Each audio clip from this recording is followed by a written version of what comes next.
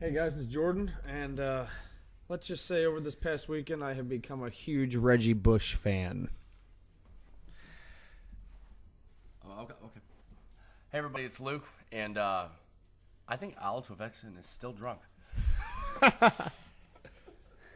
Hey guys, it's Pat, and LeBron James is even more of a bitch than I thought. And Derek is currently on his way. He got stuck at work and on his way with traffic, so he will be here rather shortly. And we are The Sandlot Crew.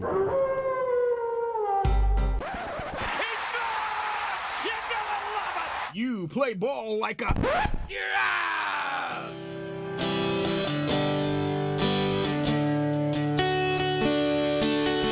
Take a picture trick, I'm on a boat, bitch. Drinking Santana sham, cause it's so crisp. I got my swim Alright, first trunks. things first, I'm gonna give a shout out to he did the music choice. Yes, I sir. wanna give it appreciate to Mike.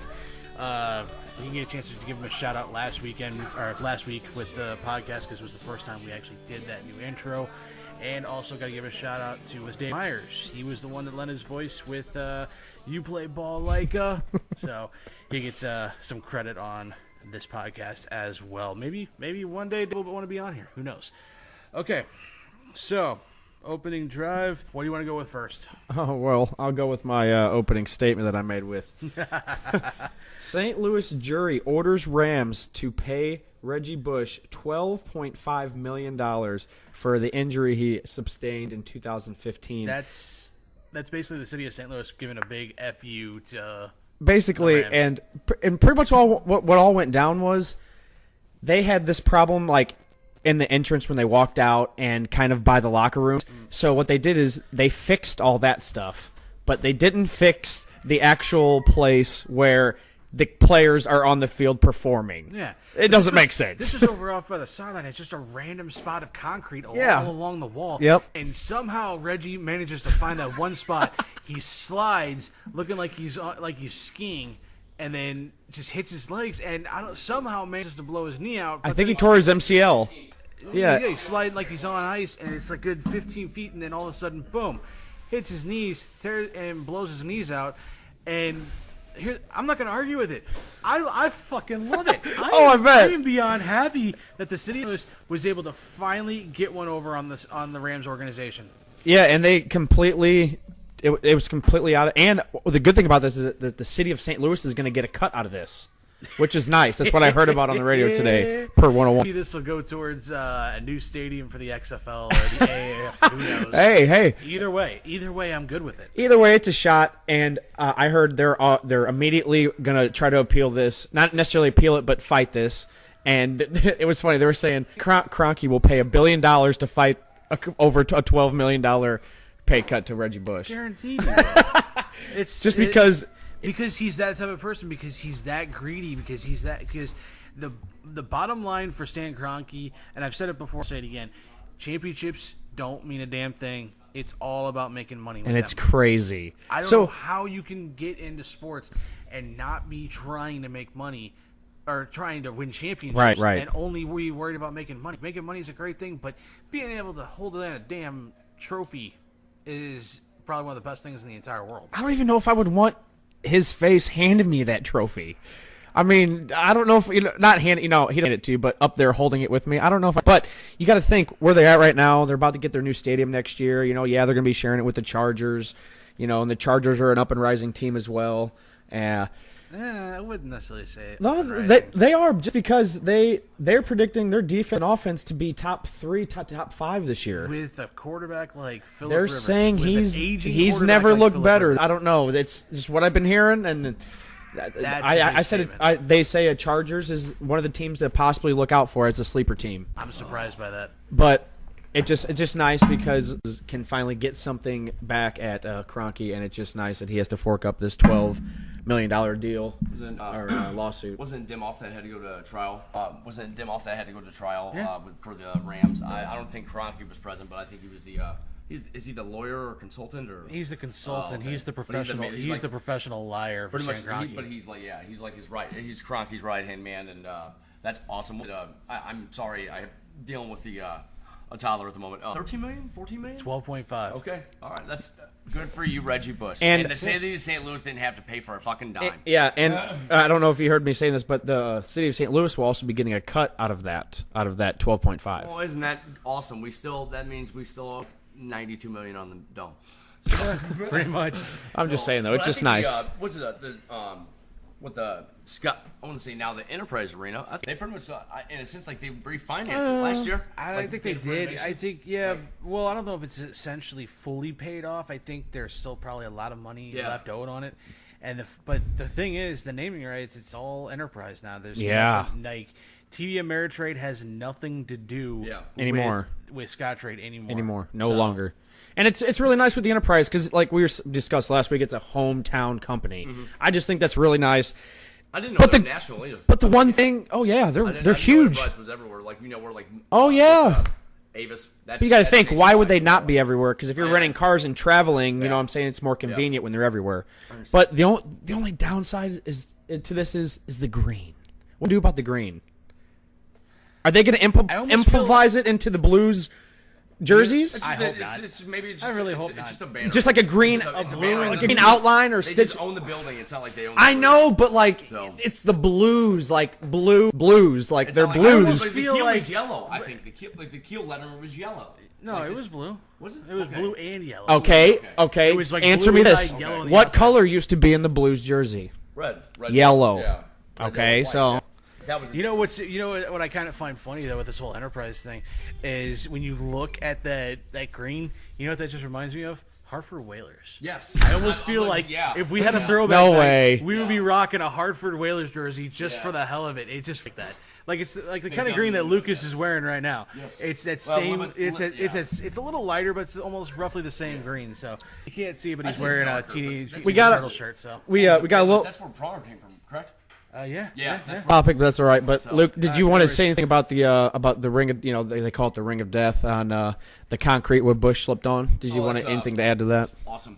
I remember watching that. I remember actually watching that on on Channel 2, and it wasn't a run. It was like a No, it was a run. Yeah, it was a run. He was just going to slow down, and he was just he he gets was to the going out. up to the side. He was kind of like in what he was. It's just the one little like 20-foot section they didn't have up until the seats that wasn't padded. And it was just Looked like he was on ice. Just whoop. I couldn't believe with it. metal cleats. And I remember that's- watching it too, and it was Yep. just like, oh he god. tried to catch himself and tore like, all and he of a tore his sudden- MCL. and he went down. I remember thinking like, dude, with the like it was because it was like the specter of the possibility of Rams leaving. I was sitting there thinking, the Rams leave, like Bush is going to try to sue the city of St. Louis because of that, and that's going to be like one more thing that's going to happen for the Rams to leave the city of St. Louis. It was such a freak accident, though. I know. Yeah, I know. well, yeah, but it. in a sense, though, you would have figured like the But why you- NFL would have kept that somehow. And why are you going to have exposed concrete out where the players could possibly? Yeah, that's way off to the sideline, and it's around where the seats are. But why is that exposed? Come on. Be smart, Cronky, you Well, I mean, dumbass. But you got to think though, but it seemed like from the sideline to where there wasn't any kind of padding or like I guess the grassy turf, I guess they would say. It looked like a good like 30, 40 feet. You know, a good 30, 40 feet before the right where the seats were, and it's just kind of like there was a lot of room there. I don't know. It just kind of, but I don't know. Unless it was just that one little spot that was exposed. And how the hell he found that? They said they called, like I said, the ring of death. There was, I think there was a full ring around the entire thing where the seats are. Just thinking, oh, no player with metal cleats are going to go this far. You know what I mean? And then he hits it, and now he's suing him for it, and he won the lawsuit. Now, do you think the judge had anything to maybe she favored it because of this whole situation with it? It's a possibility. It's a big possibility. I mean- I think that's probably going to be why You ever hear Kroenke's Smallman? going to fight it. You ever hear Michelle Smallman hates Kroenke? Oh, yeah, I love it. She's funny about the time she ran into him in New York, and she said she got like 2 minutes with him. Yeah. And it was like he diverted the two questions, and she was like, "Nah, I ain't gonna get nothing out of him." Right. But to be able to like, and Barney's like, "You didn't tell him that, like he hope he dies in his sleep or anything like that," like, and shit. And she goes, "No, I really wanted to, but she was working for ESPN at the time." Yeah. You remember when Frank Cusimano was there during that press conference when they were like, "Oh yeah, we're going to L.A. and shit," and Frank's just like, "Do you just not be able to sleep at night, being able to lie to over like 3.5 million Yeah. people in the entire city of St. Louis, and Kroenke's just like so caught off guard. Oh, hey Frank, how's it going? He's not gonna be buddy with him, and Frank's just like, no, he's not letting him off the hook. He's like, no, screw you. This is a load of crap. What you're basically doing to the city of St. Louis, and he kept on with it. He was pissing Kroenke off and Dem off to the point where they came like super close to throwing Cusimano out of that press conference. Wow, that's crazy, man. He doesn't seem excited ever. He's not the owner that what he should be. Like it's sad to see. Every other owner in major sports, they're excited, involved when their teams win. You look at give me an example. Who the owner from Atlanta, the Falcons? Yeah, I know exactly what you're talking about. He's He's always on the field. He's on the field in the fourth quarter, and he's chumming it up with all of his players. He's talking to every single person. He's making everybody feel important. And people say that to work for or work in the Atlanta Falcons organization is a dream because of that guy. Because he's the type of owner that everybody wants to work for. See, that's man. And it's a rarity. There, I mean, like I know I'm the type of person that's kind of guessing with the owners. Like I said before, Kroenke's type of owner is like he's the type of person you shake your hand, but you're also checking for your wallet because he probably stole it from you at the same time. That's right. Making sure you didn't sneak any ones out of there. He's that dirty bastard. He is. I mean, you can't trust a guy with a mustache like that either. No, that is like that's it's not even close to it. That's not even a porn stash. That's like a that's a full-on Ron Jeremy stash. Yeah, and with a serious toupee. That's got to be a toupee. That can't be real. Any worse than Trump's, but that's for another story. Yeah. All right. So no, that's definitely worse than Trump's. Yeah, Trump's at least it is. Come over. Fucking Kroenke's is a fucking toupee. All right, I'll go next. LeBron James came out and said the reason why the Cavs pretty much their asses handed to them. He said for all of Game 2, 3, and 4, he was dealing with a broken hand. He didn't say that was the reason why they lost. But the thing is, he never let it slip after the finals were over. Putting it as an excuse. How is it an excuse when we all know why the excuse is why they lost? But he was putting it Come out there on. saying, I couldn't really, I mean, I was dealing with a broken hand. No, you should have said that after Game 1. When you broke your hand like an idiot punching the whiteboard. Yeah, but he didn't want to have that out there, and then everybody would have been saying what you're saying. Oh, he's making all these excuses that why they're losing these games. It's basically what he did. No matter if he would have did it after Game 1, it would have made more sense. But to wait until after the series is over and everybody's questioning him about like, oh well, what happened? And he's like, oh well, my hand was broken. Blah blah blah blah blah. I mean, it just seems like a cop out. It seems like he's throwing an excuse. And here's the thing, broken hand or not. Look at his numbers. He was almost averaging 40 points a game, 8 rebounds, and almost 10 assists a game in the playoffs with nobody. Kevin Love wasn't doing anything. J.R. Smith know that they had a timeout and didn't know that the game was tied. That was that set the whole playoffs the finals. When that happened, that's going to be LeBron's legacy right there, is because of J.R. Smith. LeBron, yeah, I guess. I think that is the reason why. He is. Well, it's funny because you know how we were talking about was it last week we talked about the NBA 2K? He's just it just got his face, and on the background it says greatest of all time or like best ever and all that stuff. But the one they did that with Brady on Madden. Jackson went to GameStop today, and he cut out he was in the Cleveland uniform for NBA 2K or NBA 2K19. Well, yeah, because they make it this year. Yeah, but that was the whole point of it though. Like it just had his face on the new cover. Oh, yeah. But the thing is, though, I mean, he breaks his hand, and then you look at it didn't look like he broke his hand. No. I mean, nobody could tell that he broke his hand. I mean, he played fine. He didn't have a cast. He didn't tape it up. In the last game a couple times, and that was the only time I'd seen him, really kind of twinging. But a little bit I'm sorry, but still he was putting up 42, 8, and 9. Dude, he put up 51 that first game. Dude, he didn't have a team, man. That Boston should have won against Cleveland, and that would have been a better playoffs. Yeah, I believe. Or a better finals. I doubt it. I think Golden State would have wiped the floor with Boston. I think Golden State's damn good though. Golden State's really good. Now, speaking of Golden State, they might be the best 5 I've ever seen ever play. But here's the make money. I mean, you look at other players in like different sports that get hurt in the finals, but that doesn't hinder them at all. And even if, like, I mean, come on, Duncan Keith, what do you do in 2010? He took a 100-mile-an-hour slap shot to the face, lost 7 teeth, shifts, came back out and scored the game-winning goal. Like when Stephen A. said flat out, he goes, "You can't blame LeBron," and we're like, we can't say he quit. He was put like barely almost a triple double, but he was but with over 40 35. points. I think he averaged like 35 or 36 a game. And almost hit 50. Did he and sit out like the 9 final rebounds. 7 minutes of Game 4 though? They took him out and they were just because they were down 100 to 1 they were to down like by 20. 88. Why would you play? Why would you play? 2 or 3 games they were down by 20 going into the fourth quarter. You're the only person that's scoring points. If you're the only person that's You have no scoring chance to win, man. You're only- down 25 and there's 6 wouldn't minutes think- left. okay, It's over. Here's the thing. You're the only person scoring points, and you're down by 20 going into the fourth quarter. Wouldn't you think to have your main star out there? No, doing it? him. Why kill him when you know it? It's done. Or we're also in the 15th. You know it's done. That's them giving up. We're expected, dude. Like, That's Cleveland giving up. Well, Bro, their players weren't playing. we're open. Like you're kind of almost asking for like LeBron to average 50, 60 points a game. That's He, impossible. in order for the win, he would have had to. No, if he wants to be the GOAT so goddamn bad, and everybody says he's the fucking GOAT Hater, so much, dude. Gordon, Hater. Get him out there. Jordan Hater. Never, dude, Jordan Hater. never scored over fucking 63.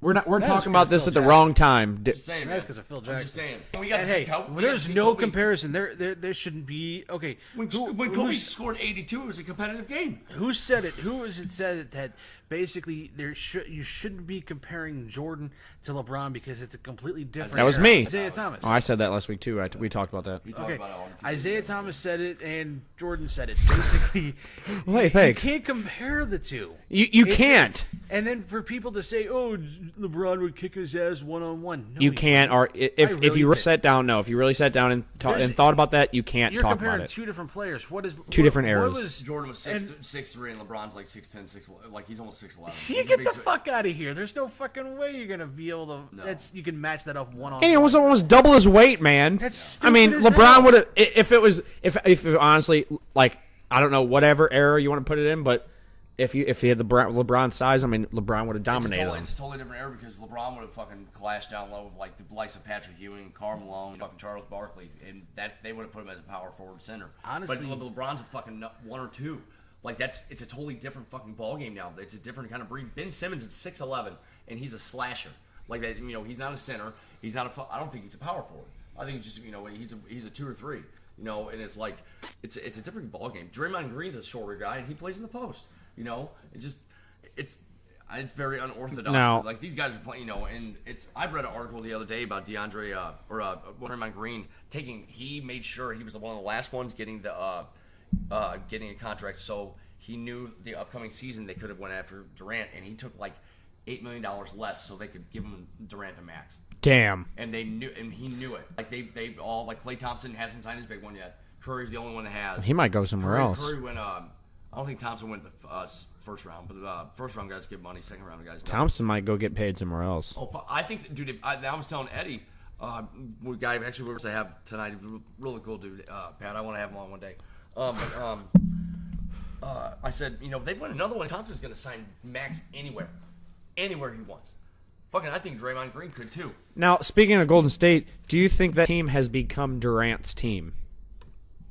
He has now gotten MVP in the finals 2 years in a row. I'm keeping my Durant's the star. Curry's the fucking captain. I'm keeping my opinions on Durant until later. So Why is that? because it's gonna be my mom. That's gonna be my final segment of the night. So Okay. because I think Well, you can't rag on Durant because when he was in Oklahoma City, You can and you can't. Dude, he gave Okay. that city a lot of money when they had the tornadoes. He helped out a lot. This is what I'm gonna say, and I'll reiterate it later on. Kevin Durant basically did a bitch move. He did. Dude, they lost. He did. They lost 2 or 3 times in the finals, as Oklahoma City did. Okay, so go back and retry it again. Don't be a fucking pansy and And go back join the and team that join- that you can't beat. Yeah, you can't beat him. You might as well join him. You fucking pussy. He didn't Come lose to on. the Warriors though. He would always lose to the Cavs. Or No, they were down 3. They were up 3-1 in the finals. In the Western Conference No, Finals. Durant wasn't on that team though. He was on OKC. Yes. Yeah, And lost. and they were playing Golden State, and OKC was up 3-1. to go to the finals, and Golden State came back and won. The next year, what do? Gotcha. Was that the year they lost? In the joined finals into Cleveland? Who? Yeah, because it was 2 in a row. Yeah. Okay. All right. Oh, yeah, Golden State. All right, moving on. Luke, what you got? Oh, you prepped so well. No, dude. Me and Pat just sit here and watch him. He's like, and then Luke just getting all ready. He's like, "All right, guys, shaking us." It's funny as hell. Trying to get his games on the go, and he's just like... He's like smacking himself. He's like rubbing his hands, putting some hand sanitizer on. He's like putting oil on his muscles and getting ready. Baby oil. He's a regular Macho Randy Savage without the muscle definition. Oh, Jesus. What do you got, brother? Go ahead. Thinking. What are you thinking Always about, Lucas? thinking. Ooh, yeah, freak out, man. Oh, yeah. Yeah, Luke, come on. What do you got, man? I don't care how much we're paying Fowler. Harrison Bader hustles his ass off. Man. Play over him every single fucking game. I am fed up with Dexter Fowler and his 156 batting average. Yes. Now, I made a mistake of drafting him in fantasy baseball, and I'm so fed up with it.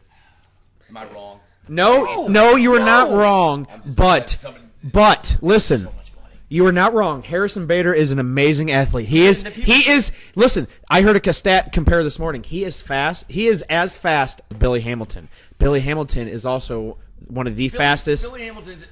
I don't think he's the fastest in the game. He is. He is. He's been. Billy Hamilton is the fastest in the game. They've recorded from out of the batter's box to first base. Each at one point in time was the fastest in the league. Well, that's getting a little slap. Yeah, way back when. But Billy I'm talking about right now. Hamilton's put up more than like Billy 25, Hamilton 30 is. stolen Billy bases, Hamilton. though. It was like faster. 4.4 But seconds. still compared, like they're like, oh, we put up 25 stolen bases. Yeah, but didn't Hey. fucking, like Ricky Henderson put up like 80 or 90 in one season? Over 100, I believe. I'm just saying, like, it's a quarter of the fraction of it. That's why, like, when them guys were getting up last year with the home run like totals, what was it, staying in at 59? Not. I mean, Yeah. that's a lot. And a lot is 40. I believe. But I wouldn't mind seeing Fowler take the Holland move. Just like I don't think we'll see. I really hope. Just kind of like Holland fades off after the All-Star break. They were saying if Pham would have performed multiple years in a row, we would have never had to sign Fowler. We wouldn't have needed him because we were unsure about Pham. We also lost Holiday too. Holiday was getting old. I mean, I don't know how you're unsure of Pham when you never really gave the guy a fair chance. But apparently he had a lot of he was injury plagued for like 4 or 5 years. And he straight. couldn't. I mean, his vision. He was always eyes, saying his eyes were bad, shoulder, and it was like a shoulder, like 2 or 3. He had two to three surgeries and shit, I believe. But it was on different things. But I back think to your the eyes- point. Oh, sorry. But no, it's right. Back to your point with the Fowler and Bader. Bader is an amazing athlete. He's fast as hell. He gets the ball. He throws it in as fast as anybody can. Yeah. But paying Fowler a lot of money, which I understand that's just how the business works, and you have him for another, I believe, 2 or 3 years. Now, he is on a massive slump right now, okay? But if you don't get him playing time, which is going to be hard to do, he's performing how he's performing. But if you don't give him playing time, he cannot get back on that horse. I know. And the momentum, his demeanor won't be any better than it is. I know. I understand. It's sucks. Like a bad situation that we're in. So, I know, but I don't know. But am I wrong? I'm just kind of like No, some of the shit that Fowler pulls. It's been very like barely.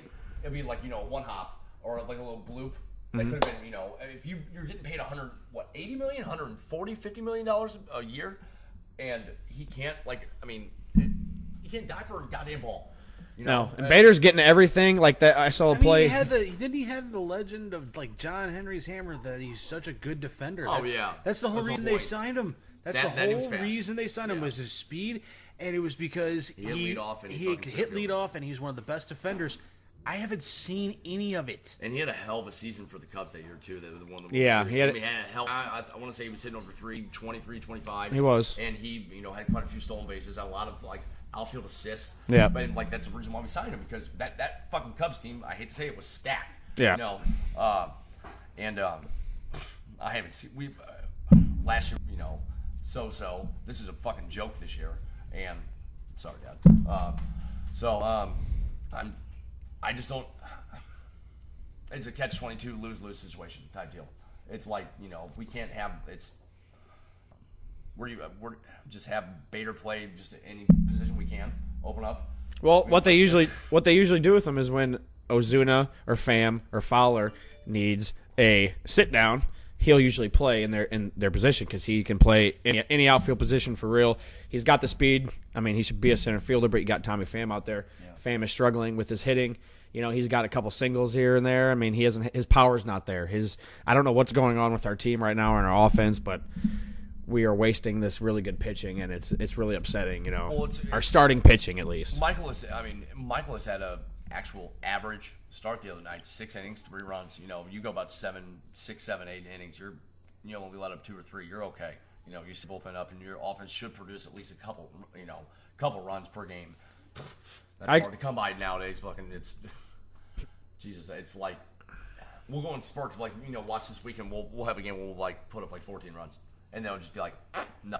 Yeah, nothing. Not a damn. Miles Mikolas. I mean, he 7-1, 2.27 ERA. He's pitched 79 and 1/3 innings. I think this last 9 start, walks, 55 strikeouts. Through the last 58. Sorry, this last start of his was his worst. 6 2/3 and 3 runs. Yeah, it was his worst. That's not a bad start. No, you know, and then up like 4 in the third. Yeah, and then what? And then what has been happening all year? Yeah. We get this good pitching, and then what happens? We don't. Our offense doesn't score any runs. It's and it's not like the NL has that great of pitching either. Compared to, outside of Scherzer and Michaelis, there's really and we play the Reds so many times. We just lost to the Padres twice. Not to date the podcast. Oh my God, you're not supposed to say it. Not to date the podcast, but you just dated the podcast. Yeah, fail. Yeah. But it's all right, taking the field, Jordan. You're the first one up. Go for it. Oh, I am. Let's see here. I got a couple NFL things for you. Let's see here. Ooh. Well, first off, I want to talk about. I know you guys probably have heard about it. It's just something I had to bring up, just because I am a hater. Tom Brady. There's a trade that was in talks that was talking about going down, and there was a big ordeal about it. Tom Brady threatens to retire if the Gronkowski trade went down. I don't know if you heard about this. I heard about it. Yeah. Apparently the Titans and the 49ers were interested in Gronkowski. Honestly, it's until... Hold on. Let him go. I think it's until I actually see a full-on trade proposal thrown up there. Oh, of course. Like, whatever. Like, they're interested. Sure, who wouldn't be interested in Gronkowski? But at the same time...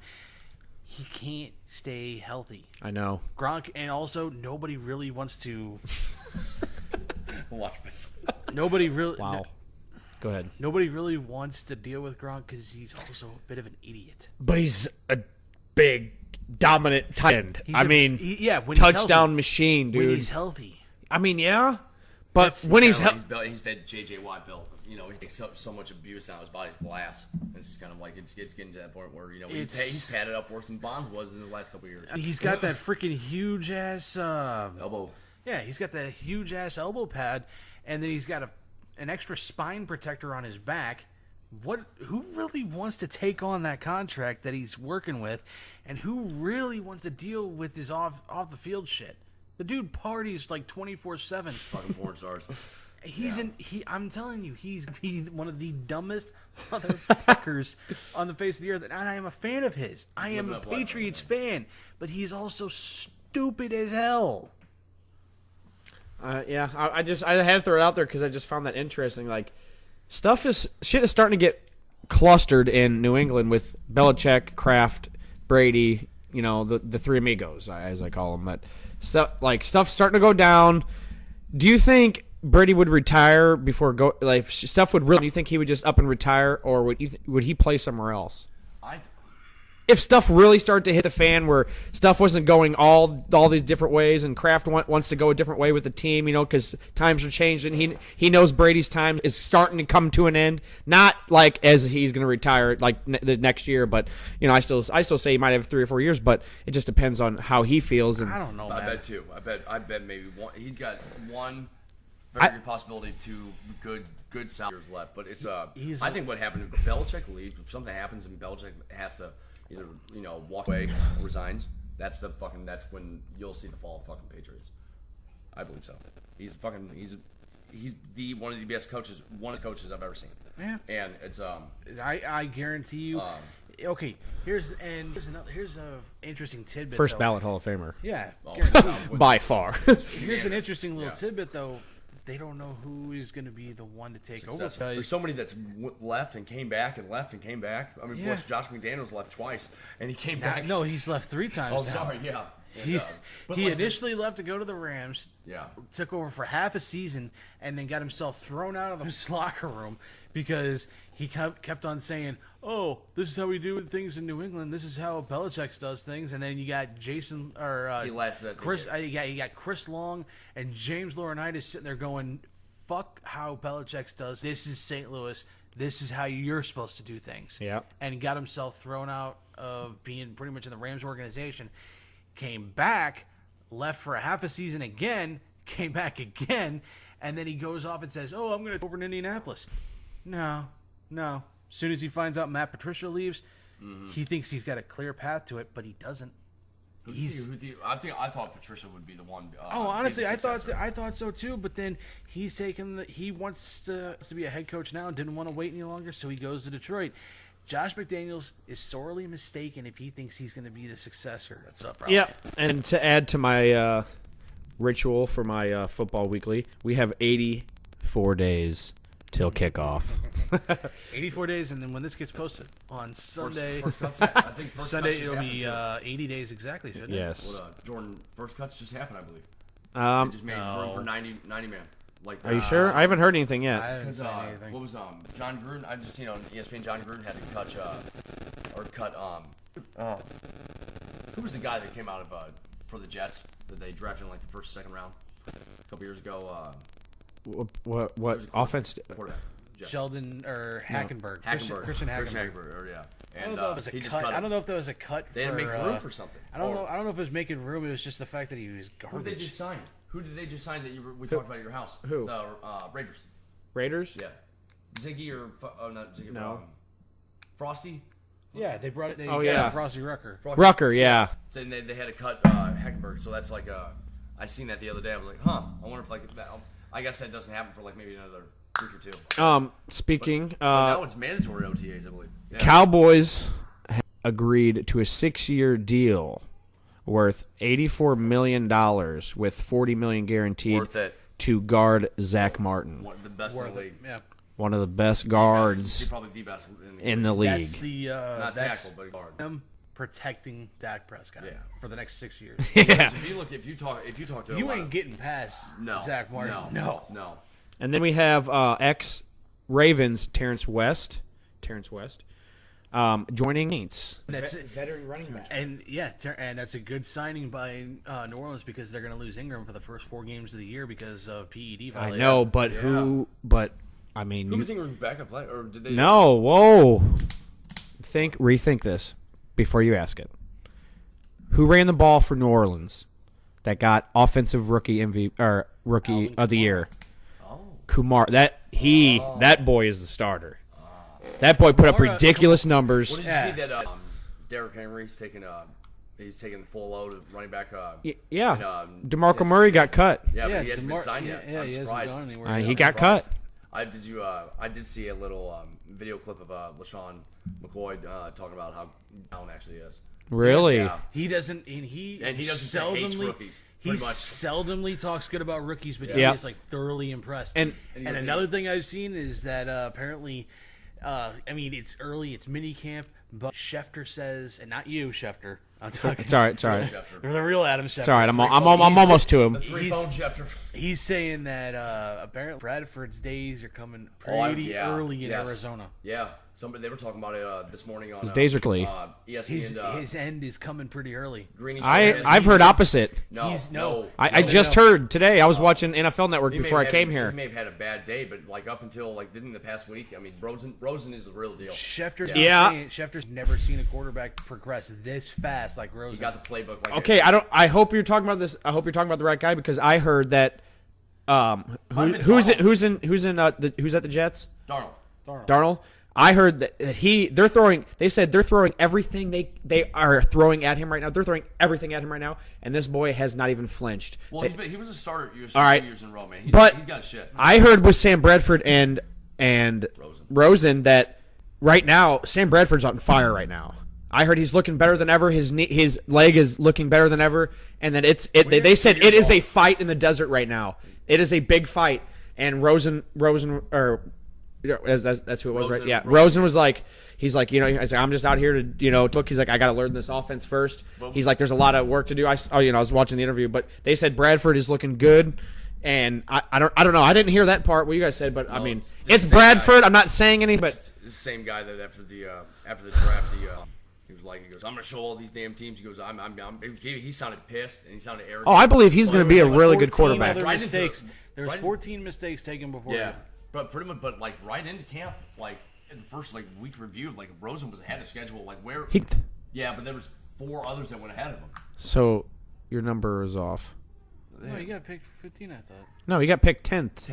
But the Cardinals. 4 quarterbacks prior. Then my bad. So it was Darnold. I got you. It's all right. You said so it was 9 picks. He's like 9 yeah. mistakes ahead of him. Yeah. But still, I mean, going into the first week of camp, he was ahead of schedule, and then the next week they actually talked about who was it? Chris Mortensen, or maybe it was Schefter saying don't be surprised if Rosen's the starter in week 2 or 3. Oh yeah. I don't. But I'm just saying, if I hope Bradford does well, and I'll be honest with you, at least he didn't get to rob a city. Yeah. But it's still And there's the weekly Sam Bradford robbed every city. Oh man. And then awesome. Julio Jones, he informs his teams he will not be attending mandatory minicamp. I mean, are they going to pay him? Are they going to pay Aaron Donald? What are they doing? Are they just going to let him go? You want to hear? You going to let Aaron Donald walk? You heard Bill Polian on ESPN the other day. What are they doing? He was talking about. He was totally against, or he said that David Johnson should attend every little practice and camp that the Cardinals have. But he goes, Aaron Donald, and he goes, no, stay home, big fella, you earned it. Stay home, you need to get paid. And it was completely fucking opposite. David Johnson's one of the best running backs, but Aaron Donald the best defensive tackle. Yeah, he goes, David Johnson, he was talking about David Johnson had one good year. He goes, Aaron Donald's been the best NFL player for defensive NFL player for the past 3 or 4 years. Yeah. And he goes, he's only making 1.6. Had DJ not got hurt last year, I think he would have been up there. Yeah. To get paid. But it was just kind of funny how he said it. It was just Cardinals would have re-signed him. Dude, Donald will get paid. Dude, I think Orlando they'll Pacers. Why are they waiting? What are you doing? Sit out every fucking year until the 2 or 3 weeks up until the first preseason game. Do you see Aaron Donald actually sitting out during the season? No. Season? No.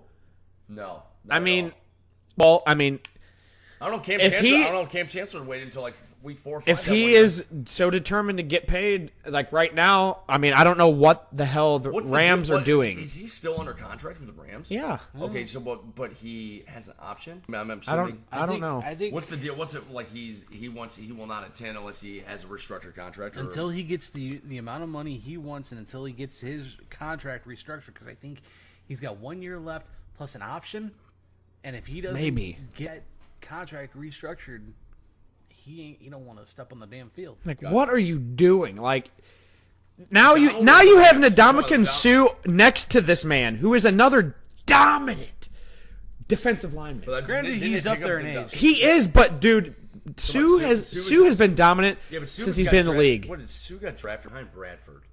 No. Yeah. No, he was in the league before Bradford. He was the year before. Are you sure? Suh went number 1, I'm pretty sure. No, Suh went 2. Suh went 2 to the Lions, and the Rams had first. Almost positive. No. That doesn't. Because Bradford went number 1, right? Yeah, but And the Lions had 2. Suh didn't go number 1. Somebody get on their fucking phone and look. Look up the 08 or 09 draft. You got your phone? So what are we looking up? 08 or 09? Jake Long, Chris Long, Matt Ryan. That's 08. That was 1, 2, 3. Yeah. Are you serious?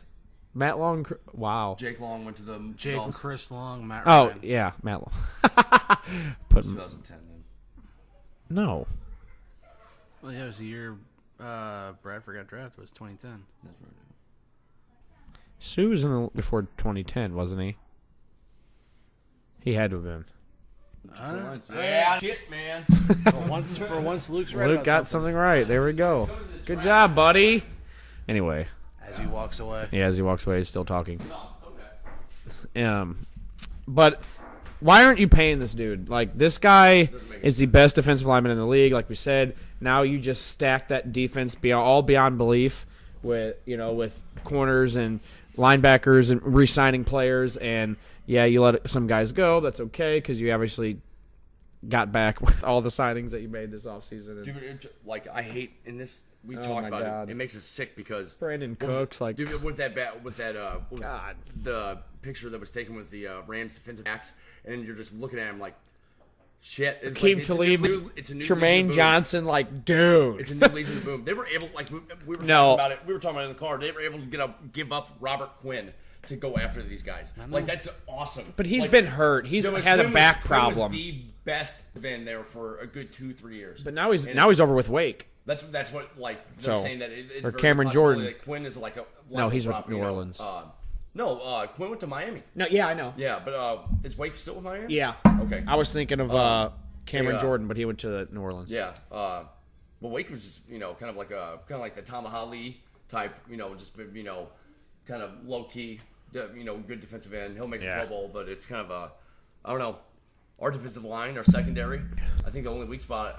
I say our. Yeah, I know. It's all right. It's all right. You know It's all right. exactly It's all right. Let it go. One day you'll get over it. I know. So, Um, we'll make it quick. Okay. So, on to me. Patrick. Yeah. Taking the field, buddy. What do you got? Okay. So, I found this to be one of the best freaking things from the NHL coming up recently. Ilya Kovalchuk wants to come back to the NHL. I heard this. Spent the past 5 seasons playing in the Continental Hockey League for St. Petersburg.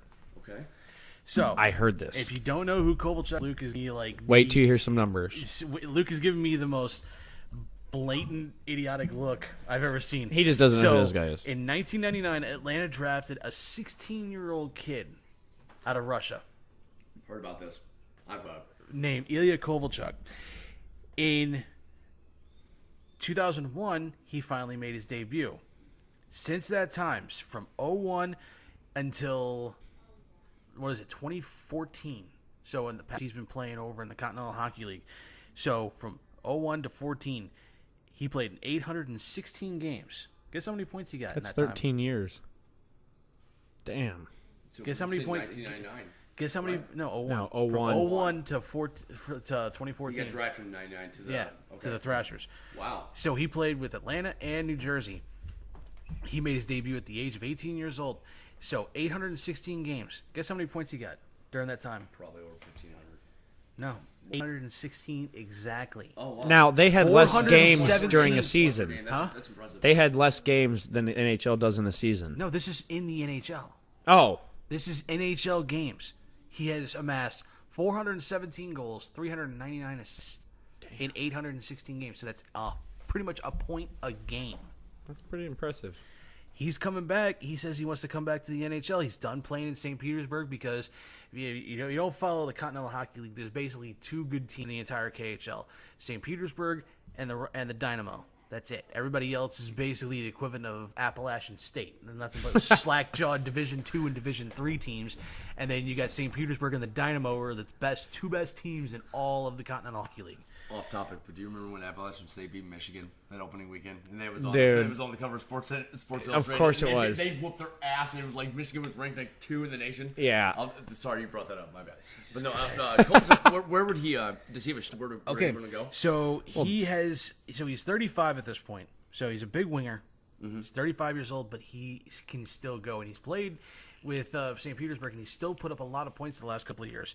So there are 9 teams that are interested in Mr. Kovalchuk's services. Ooh. The number 1 team right now is Detroit. If you had to guess, who's the number 2 team?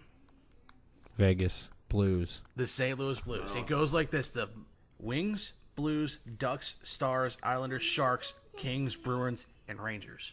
Ooh, wow. We are in the mix. We are the number 2 team right now interested in getting Kovalchuk.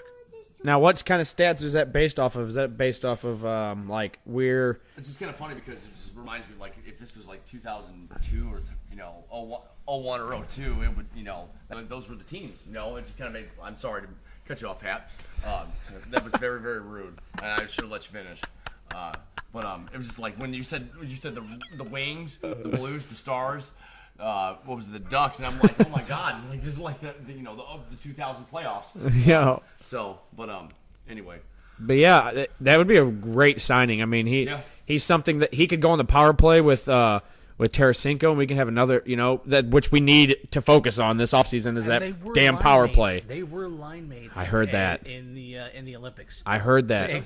And they've passed to each other a couple times and set each other up, so possible chemistry going on there already, and he's not even here. See, I follow the Blues somewhat, but there were people saying that it's we're paying too much for Steen, or we're paying Steen too much, or that he needs to or Petrangelo and him need to both contribute more. Same with Berglund, I don't know. It's there needs to be changes. I feel like we've done this like 4 or 5 times since like 2006, and it's just kind of like I hope. Well, apparently, I hope we sign him. I hope we land Tavares, and we can actually make a run. If we can get at least one of them. One of them, because they're saying now like Tavares is like if it's a very large or very small chance that we could get him. Correct? No, I've seen other reports saying that it's a very high chance we get Tavares, but it's a very minimal chance because Detroit's the #1 team in Kovalchuk. Yeah. And then there's talk that this whole trade between Buffalo and St. Louis, this is the dumbest trade I've ever heard of. Listen to this. Ryan O'Reilly, a two-way forward in Buffalo. They're basically his contract because it's like the most disturbing contract, and they've pretty much held up with him for the next like 4 years. They are possibly trading him for and the TSN and the Score have both said the same thing. It's going to be the Blues' first-round draft pick this year, so the 29th overall pick. Robert Thomas, one of the best forward prospects that we have in the AHL. No. And Vince Dunn, No. who is one of the best defensemen That is last year. What? O'Reilly. Get out of here! Armstrong needs to go. No, dude. But the thing is, though, it hasn't happened, and this is just what what TSN and the Score have both said. This is like the #1 thing that they're both spewing out. And if Armstrong does it, yeah, he needs to go. Well, until I'm giving him this offseason. I think everybody is. It's basically this offseason is going to make or break situation for Armstrong. If he fucks this offseason up, gone. Get rid of him. Yep. Drop him like a bad habit and get the hell out of here and don't look back. Get somebody else. Because Jesus Christ, you've made so many mistakes in the time you have been in St. Louis, and you keep getting extensions for doing what? The only good thing he's done in the past 2 seasons was the fact that he traded Yori Laterra and got rid of him after he signed him to a long-term deal. Yeah. He gave him a freaking max contract. Get the hell out of here with this shit. Yeah, I mean, he's been here, I believe, for 8 years? Right around there, yeah. Yeah, and he says this is going to be the busiest offseason he's been in. Of course he's saying that because... You know why he's saying it? Why? Stillman told him to. To say it, or... Yeah. Stillman finally said, hey, we're going to plug some money into this, so you go out and say, we're going to do some stuff, and you're going to get the fans hyped up. He wouldn't say that unless Stillman told him to say it. Do you trust Stillman? I trust Stillman because he's brought us out of the dark days. Here's the thing. He's the main reason why we are where we are in the in terms of like competing, because of the amount of money that he's plugged into the organization. The Lorries, when they were running the Blues organization, they didn't put any money at all into the Blues.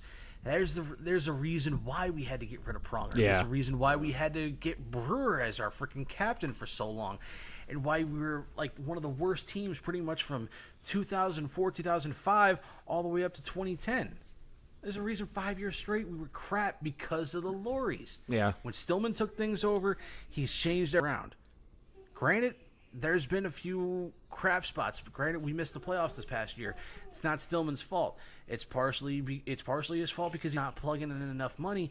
But if he says 100% Armstrong has free range to do what needs to be done this offseason, I hope it's true. I know, First so thing do he I. needs to do, trade Steen and possibly get rid of a couple of more contracts in that. Sign a few good players. Get Ryan Reeves back. I will take that all day long. Oh, my God. I mean, that would be nice. Could get the enforcer back. I mean, I'm pretty sure he would love it to come back. That was the biggest thing we really missed last year, was the fact that we didn't have somebody that was basically backing up our star players like We like thought we were Tarasenko. getting him in Thorburn. Yeah. And like it I've didn't said happen. It before, I'll say it again. We basically got a bad deal of goods when we signed Thorburn. He had all this hype, like, oh, he's a kind of a smaller version of Reeves. He barely fought. He barely put his weight around. And he scored one time. Didn't force anything. But I mean, he's hyping it up, and I'm just gonna wait until I see. I'm not gonna get excited. I'm not gonna get pumped up. I'm just gonna, wait and see, man. During the Stanley Cup, man, I was cheering for the Capitals. I mean, if you think about it, all Blues fans should have been cheering for the Capitals just because they're, if you want to call it, our brothers and sisters, because they've been in a massive. They've never had a championship. I think that's the first championship in all 4 major sports. Just about, yeah. Washington, because that has won a championship. But they've been there 26 years, I believe. Even though Blues have been 51 years. 74. For the Washington. That's when they first came in the league, was 74. Oh, well, I think it's been 24 years since they won a championship. The city? Caps never won a championship before that. Yeah, that's what were you saying? You were saying how long they were in? Okay, never mind. They came in. I took that wrong. I was like, wait a minute. Capitals came into the league in 1974. Okay.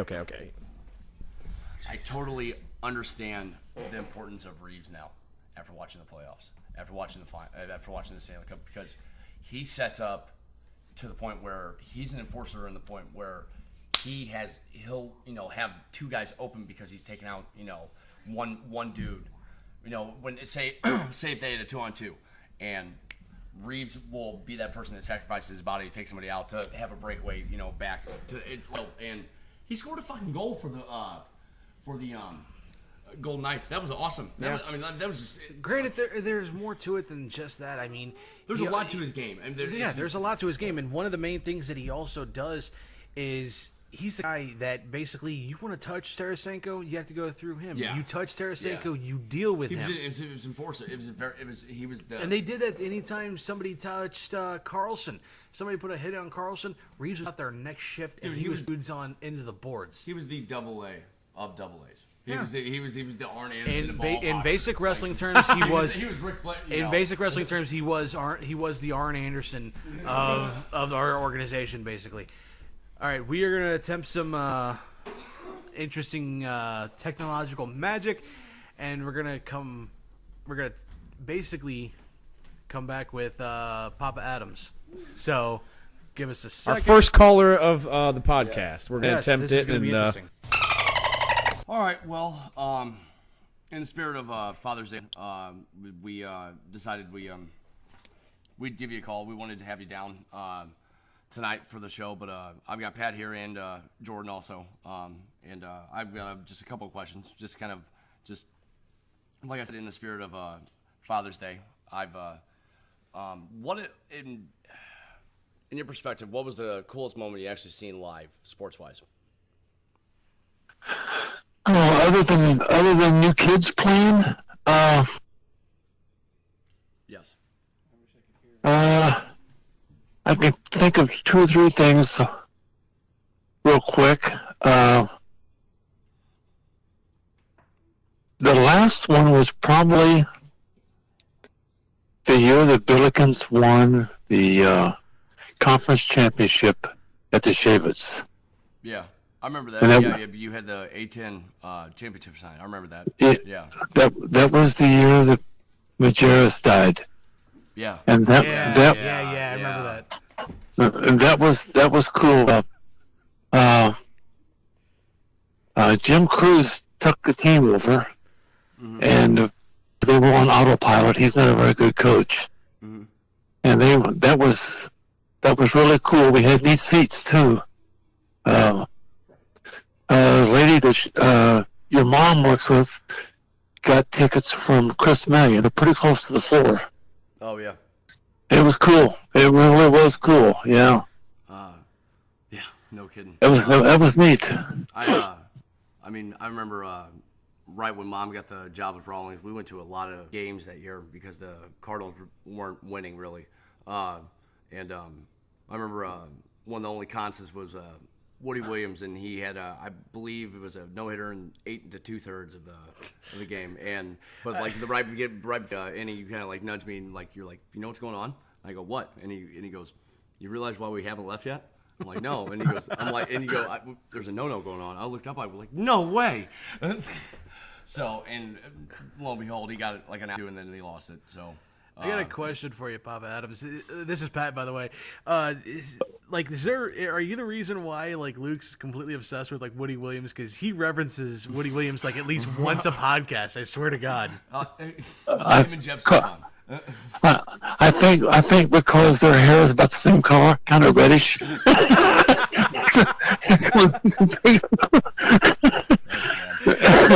Thanks. I appreciate that. What's funny about this is the fact that Jordan's sitting across the table. He can't hear a damn thing because we got our headphones in to be able to hear you, so he can't hear anything. Yeah. So we our fourth host actually got caught up at work, and he just left Maryland like 10 minutes ago. So yeah, He's not getting here. He's not coming here tonight. So we definitely had a spot open to take a call, and then we pretty much took a shot in the dark. But so I got a question for you. You've been a Cardinals fan for a long time. So what was probably your favorite Cardinal moment live? Like you were actually at Busch Stadium, My favorite Cardinal moment live was probably Lou Brock getting his 3,000th hit. Ooh. I couldn't get anybody to go with me. Really? And yeah, it was one of those. It was a weeknight, and yeah, no duh, about it. Yeah. Well, Luke just said he wasn't born yet, and it's just like no duh. Pat's giving me this like kind of like, man, I can't believe it. I'm like, I wasn't born yet, so well, I yeah, couldn't go. I'm just surprised that people like would turn down the possibility of a game like that. That's crazy. Well, you got to remember most of the guys I ran around with weren't really baseball fans. Yeah. But anyhow, the pitcher knocked him down the pitch before. Just put one under his chin and knocked him down. And then he got up and hit a line drive off the pitcher's leg. It was basically like Mr. 3000, like Bernie Mac just hits a grounder right at the pitcher and gets the base hit. Don't tell me the pitcher actually threw the ball in the stands, did he? Yeah, this actually hit him hard enough that it rolled out into foul territory between first and third. But because it was a fair ball, and that was his 3,000. That was cool. That's pretty neat. It must have hit hard if it bounced up into foul territory. Jordan. Jordan's got a question for you. Hold on 1 second. I got one last thing to tell you, but I'm gonna wait till after Jordan's done. How's it going, Mr. Adams? This is Jordan. You might remember me from lifting the washer and dryer in the back of Lucas's truck. Somehow that's etched in my memory. He probably never lets you forget about it. Yeah. So. Look, I had to throw that out there because Luke always reminds me. Every time I go over there, my dad was like, "Jordan's the one that lifted the washer and dryer by himself, didn't he?" Question here. We're doing, Father's Weekend. What was your favorite sports memory with Lucas? Oh shoot! Something he performed that you just loved, or you were there for. Oh shoot! I don't know. Don't tell me it was fresh football, because he talks about that all the time when Seckman went undefeated. It was probably, and I forget who it was against. And it was probably I don't know if it was freshman year when it was, and somebody came through the line and he picked him up and body slammed him. Sounds like Luke. Picks up a guy and body slams him. Nice. I think it was freshman year. He said it was one of his favorite memories. I'm not sure what year it was. But he picked him up and threw him down. I don't guess it was really a body slam, but it was. Yeah. I mean, you look at Luke now, and I don't know if he can do that anymore, but he used to. So, real quick, where do you think, honest opinion, where do you think the Cardinals finish this year? Do you think Matheny finishes out the season? Yeah, I do, because the owners like him. True. But I also think he's managing for his job, and I think he's probably a good man, but I just don't know if he's.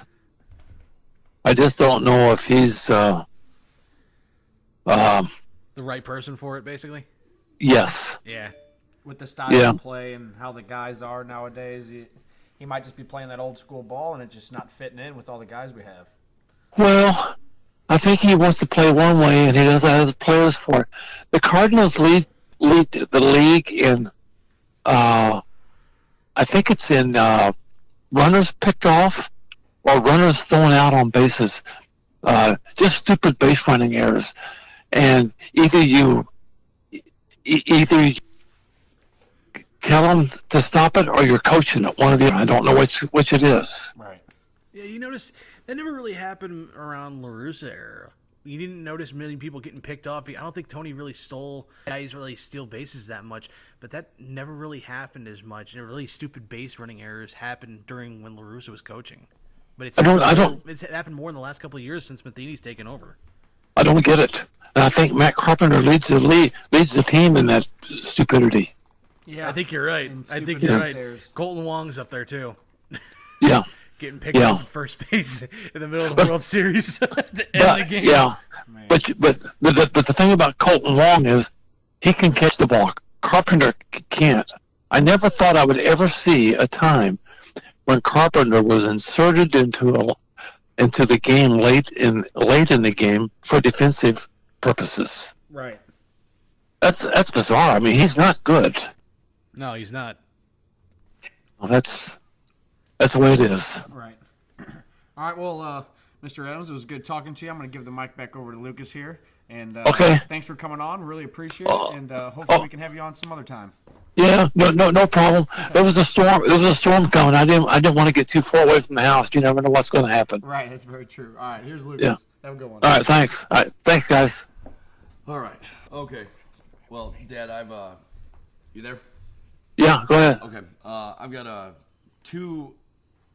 Other than Woody Williams thing was cool, but two that I'll never forget. The one was the NLCS game. We got our butts kicked, or the World Series, and the Speezy. Oh, I know. And it was the people in front of us were so drunk, but it was as funny as could be. And I think we lost like 13-4 or 5, but it was a fun game, and it was and then the other one was the Rachel just sent me the picture of it was you, me, Mom, and Rachel, and we went to that opening weekend at the Rams play the Redskins, and the Redskins had just drafted RG3, and we ended up winning the game 31-27. That was, I forgot that. That was raucous. I've never been to like that. Was me and Jordan went to a Rams game before, but that was intense. That was fun. And then a couple Cardinal games. I went to a couple games with Mom that were important too. I'm trying to remember. Like, no, I went with Mom. We left right before the Jim Edmonds walk-off in the LCS because she wanted to leave. I'm like, whatever. Yeah. But Dan, that was really cool, and I appreciate it. This was fun. I hope we can give you a call again, Pat. Okay. Tell him bye or anything. Give me this. Wishing you a happy Father's Day, Papa Adams. Thanks for coming on. We really appreciate it. Thanks, Dad. No problem. It was my pleasure. Thanks. All right. Bye. Talk to you later. Catch you later. All right. Bye. He said his favorite moment of watching you play was when you body slammed like a dude broke through the line and you managed to body slam the kid. Well, no. All right, so we're moving right along. Coolest thing we've seen on the internet, and I have a feeling a couple of you guys are gonna probably talk about this one. So I guess I'll throw it out there first. The high school pitcher struck out his best friend. That's what I had, literally. Damn. No, that's good. That's good. I got something else. Okay, so the high school pitcher strikes out his best friend. This is like the feel-good moment of the year, basically. He strikes out his best friend, and they win the state championship. No, it was to go to the finals. Okay, so go to the state championship. Instead of celebrating with his team, he runs and hugs his best friend that he just struck out. I mean, when do you see that kind of stuff happen? Seriously. Yeah, his whole team. Okay, so it was a final out, and it was a called strike 3, and his team comes mobbing out to the mound to bum rush him pretty much. And he pretty much goes right around his whole teammates, like hold on, and he goes straight up to his best friend, and literally it's probably like a 15 to 20 second hug. He was probably telling him, I love you, man. Blah blah blah. He's like, you did good. I'm on this team. You're on that team. We did what we did. You made it. Crying. Oh yeah, I'm pretty sure. But it was just the fact that the heart of the kid. He went up straight to his best friend before celebrating with his team. After he got done hugging his best friend, his childhood best friend, then he went and celebrated with his team like he should have. It was a state championship. Going to the state championship. It was to go to the state championship. They were. I think a lot of it had to do with the fact that it got him. He got him looking. Like it could have been a questionable call, but I mean, if he swung a miss, I think it would have been just a little bit different. Honestly, I think he would have no matter what happened. I don't know. I don't know if that kid would have got a 2-run double. Or maybe. That would have. Do you think he would? You'd like to think he would have. Yeah, I know, but it's I don't know. Maybe a little bit of the pitcher. Maybe think I'm sorry.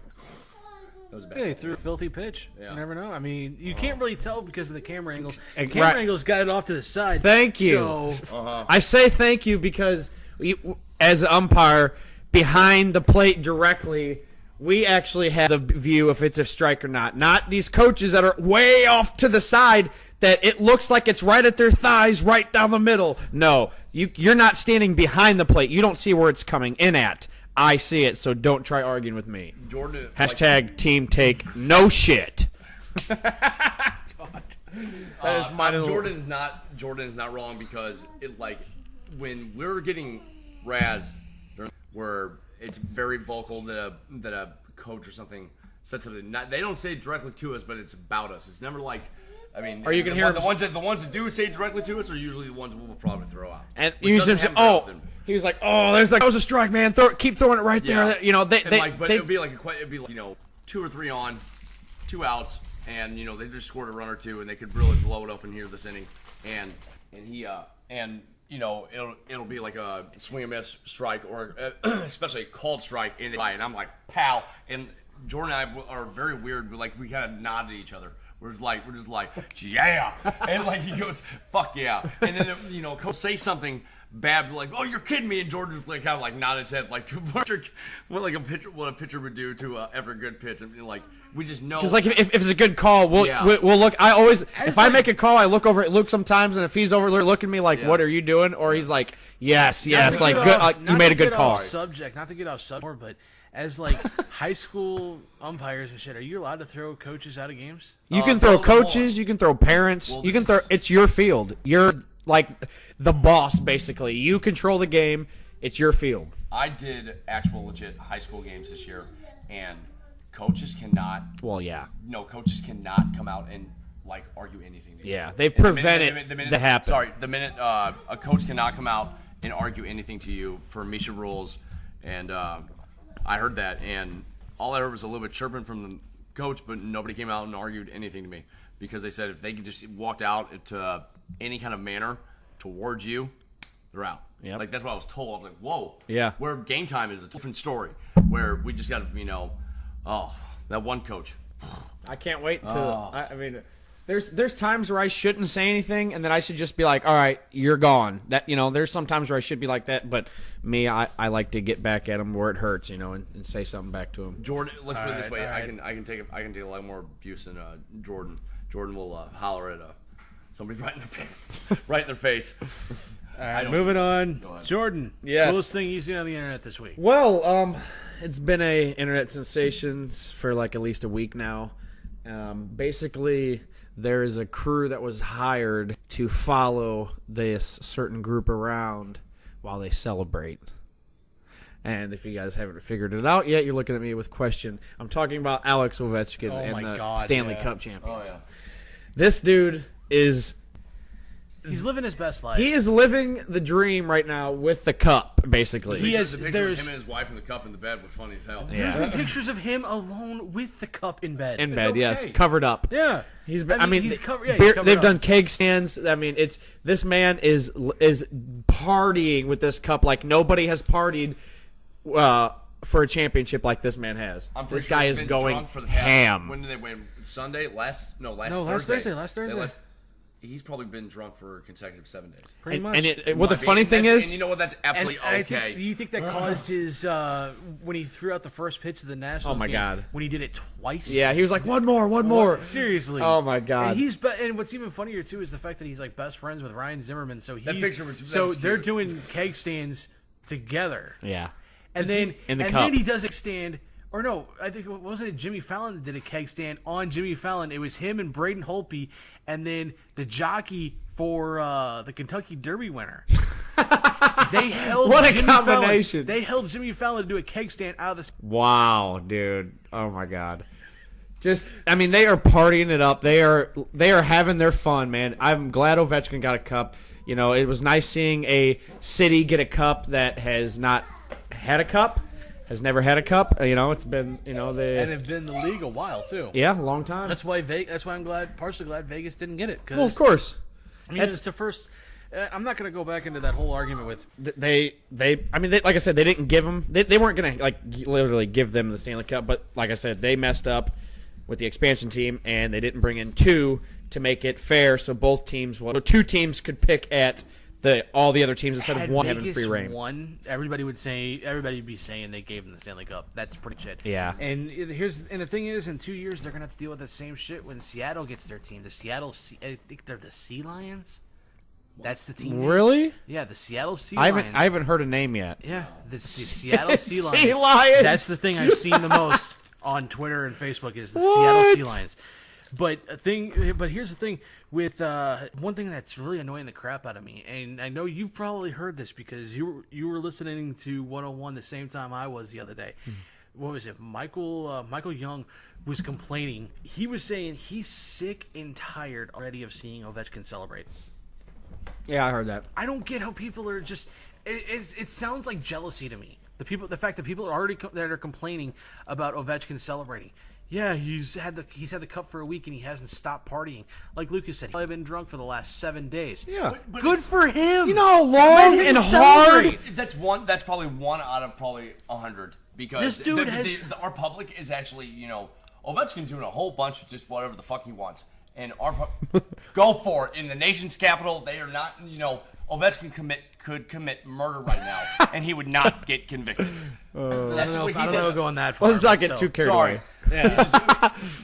But we know what you're saying. But he is that like. Let him do it, dude. I mean, 14 fucking years. Exactly, that's what I'm 14 saying. Years, and he finally got past. And Mark Madden that I follow and I've listened to his show actually in Pittsburgh, and he said. Go for Ovechkin. That's awesome. You know, he's one of the greatest players ever. He goes, but he's not Crosby, and he doesn't have 3 or 4 or something like that. You know why? Well, you know why? After You know why? 14 years, Hey, you know why? Because he could never get past Crosby. But here's the thing. Here's the thing. Crosby had Mario Lemieux to coach him. Yeah. Mario Lemieux has been involved with Crosby since day one. Yeah. Ovechkin has been on his own in Washington. Yeah. He's had to go through coaching changes. He's go through so many player Slumps. changes. And it's been a never-ending pile of shit that Ovi's had to deal with since coming into the league. Yeah. The thing is, Crosby was able to have mentors around him in order to build the team and build the organization. They did that for Crosby. They didn't do that for Ovechkin.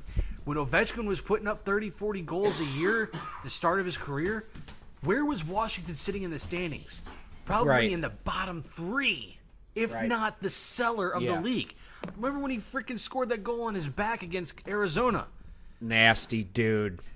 And that probably did nothing for them in this. I don't think he made the playoffs for the first 4 or 5 years when he first got in the league. He was a big sensation since he came into the league. He's basically built himself and built this organization from the ground up. It's taken 14 years, but he's been able to do it with a lot of the organization's basically had to build a team around him, and it took bringing in guys, getting rid of guys. They had one of the worst goalie situations since us, I think. We've had a situation since. The only other person I've seen celebrate. The only other person I've seen celebrate that hard with the cup was David Messi after the Rangers won. and they did You mean Mark Messier? Mark Messier. David Messi. My bad. It's like I'm sorry. Is it like Lionel Messi's brother? Lionel Messi's. That's what soccer player? I have The soccer Oh player? my God. Soccer's part. Sorry, the next segment I want to talk about soccer. So I have something Messi about actually on soccer my too. mind. I have Messi on my mind. Same with I think he's gonna win. Ooh, Messi on my mind. Ooh, Lucas. Guys, Mark Messier, and I remember because they to phone him in. They emphasized it on the OJ 30 for 30 that the Rangers parade was Yeah. I mean, it was huge, Yeah, dude. yeah. It was fucking huge. I mean, I got to talk about Messier and coming up with my pop quiz. Ovechkin is just he's having a blast and just. Here's let my him, question. And that's what I'm saying. Like he had that Dan Marino, almost like Greatest to ever play the game, but never win a championship. Yes, Yeah. And Crazy, he man. He pulled a Peyton Manning. I mean, it's and he probably will get one more. I don't doubt it because he was a young kid. Same with Crosby. Well, the thing is, though, depending on what happens with Washington in the offseason, because there's talk that team's gonna implode within the Is next Oshie couple still of weeks. gonna be there? There's Did they sign him to a big year? No. Oshie's Oshie's a restricted free agent. Carlson's a free agent. Backstrom's a free agent. Bring Oshie back? Holtby's a free agent. Pretty much almost like 75% of that team is not under contract after my God. 2020. They are in deep shit. Everybody talks about how Vegas was built to basically not really last. Screwed from the very beginning because of how they were brought in.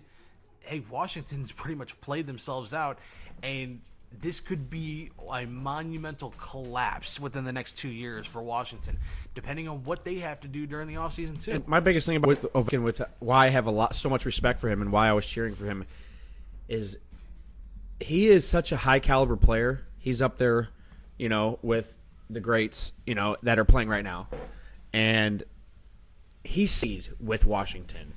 That's the thing, they built around him, but they haven't really gotten anywhere. They just couldn't get past the Penguins. They could not get past the Penguins, could not get past them. And my just biggest thing is he stayed with that team. He has been there the entire career. And with not winning like they were, and with being that high of a caliber player that he did not leave, is just incredible. And there was a lot of rumors There was a lot of rumors and a lot of talk.